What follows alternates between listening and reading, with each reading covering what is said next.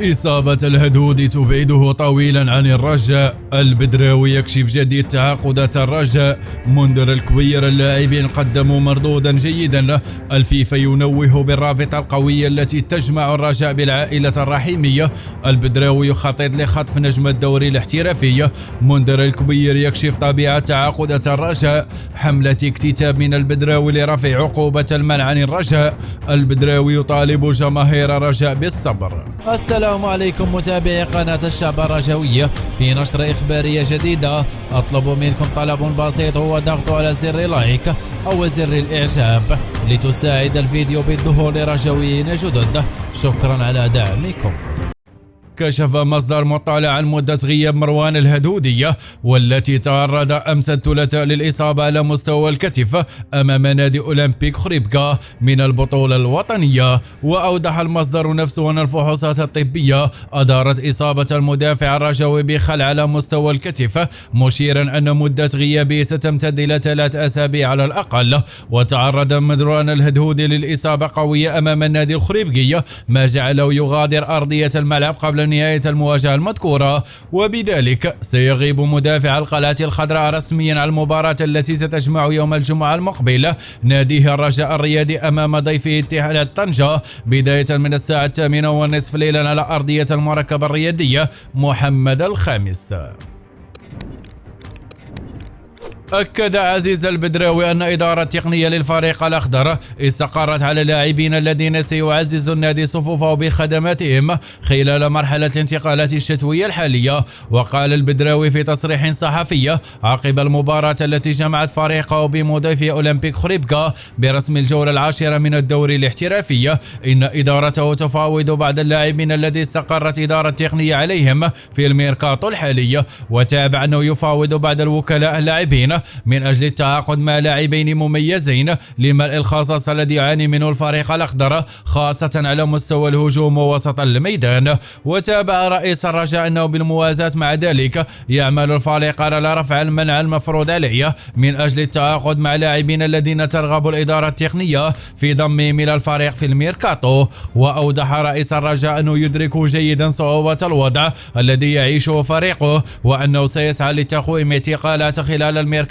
الشتوية الحالية من خلال تعاقدات جديدة لرفع من مستوى المجموعة الرجوية.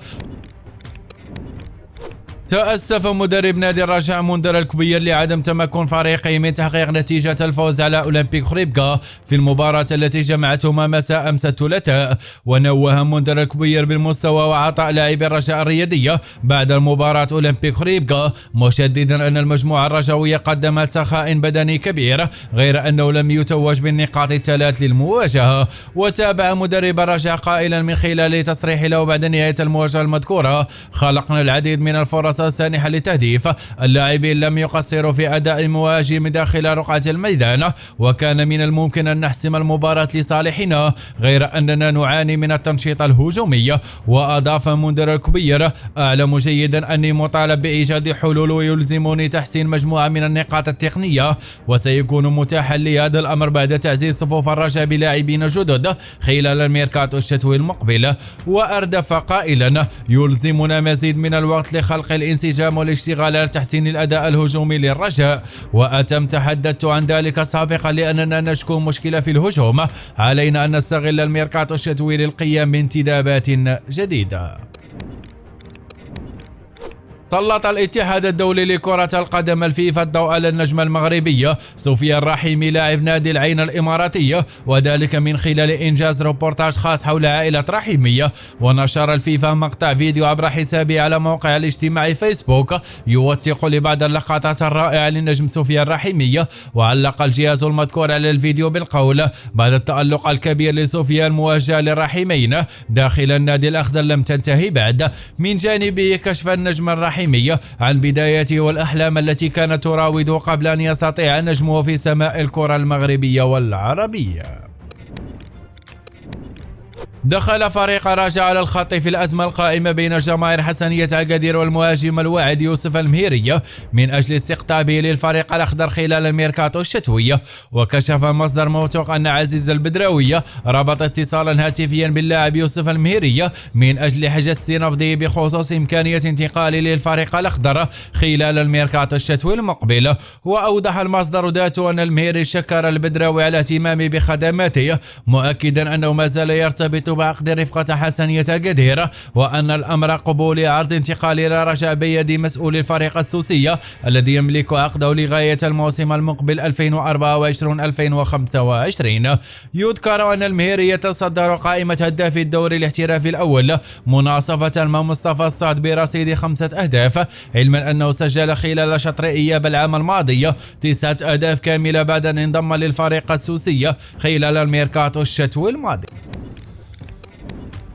كشف التونسية منذر الكبير أن عقد سلسلة من الاجتماعات مع رئيس النادي عزيز البدراوي من أجل الحسم في هوية اللاعبين الجدد الذي سيعمل الفريق على التعاقد معهم خلال فترة انتقالات الشتوية المقبلة.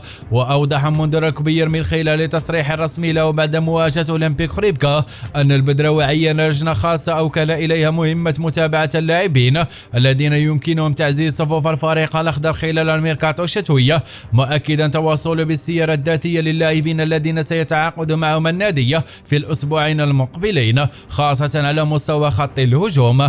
في السياق ذاته نوه منذر الكبير بمستوى وعطاء لاعبي الرجاء الرياضية بعد المباراة أولمبيك خريبكا. وأضاف منذر الكبير: أعلم جيدا بأنني مطالب بإيجاد الحلول ويلزمني تحسين المجموعة. أعلن سمير شوقي المنخرط بفريق الرجاء الرياضية قبل حين على حائطه الفيسبوكية أن عزيز البدراوي رئيس الرجاء سيعمل على إطلاق مبادرة جديدة من أجل دعم الفريق ماديا في غضون 48 ساعة، وذلك من أجل التخلص من المنع الذي يطال الفريق في الانتداب اللاعبين الجدد خلال الميركاتو الشتوية. وجاء قرار البدراوي بعد تدوينة الناطقة الرسمية السابق للفريق الأخضر والتي اقترح خلال دعم الجماهير لفريقها عن طريق مساهمات مالية ستساعد المكتب المسير للنادي على حل صرف المستحقات المالية العالقة بذمة النادي لرفع قرار المنع من الانتدابات وتطعيم مجموعة المدرب منذر الكبير بلاعب من شأنهم إعطاء الإضافة، خصوصا بعد عدم نجاح عدة أسماء في إرضاء مكونات النادي.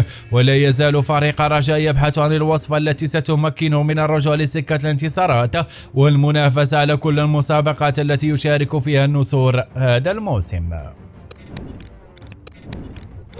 عبر عزيز البدراوي عن عدم رضا على أداء فريقه خلال المباراة التي جمعته بمضيفي أولمبيك خريبكا من عمر الدوري الاحترافي الأول. ووجه عزيز البدراوي رسالة لجماهير الرجاء من خلال تصريح أدلى به عقب نهاية المباراة المذكورة يطالبهم من خلاله التخلي بالصبر وتحمل عناء المرحلة الحرجة التي يمر منها الفريق الأخضر.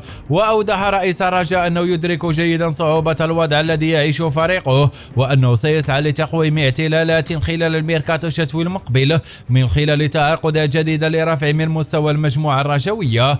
وتعادل الأولمبيك خريبكا مع الرجاء الرياضي بدون أهداف، وعقب هذا التعادل ظل أولمبيك خريبكا في المركز ما قبل الأخير برصيد 5 نقاط، وحل الرجاء في المركز السادس برصيد 14 نقطة. وخلال الموسم الماضي تفوق الرجاء على أولمبيك خريبكا بهدفين لواحد في الدورة الثانية، وانتهى لقاء الدورة 17 بهدفين لمثلهما.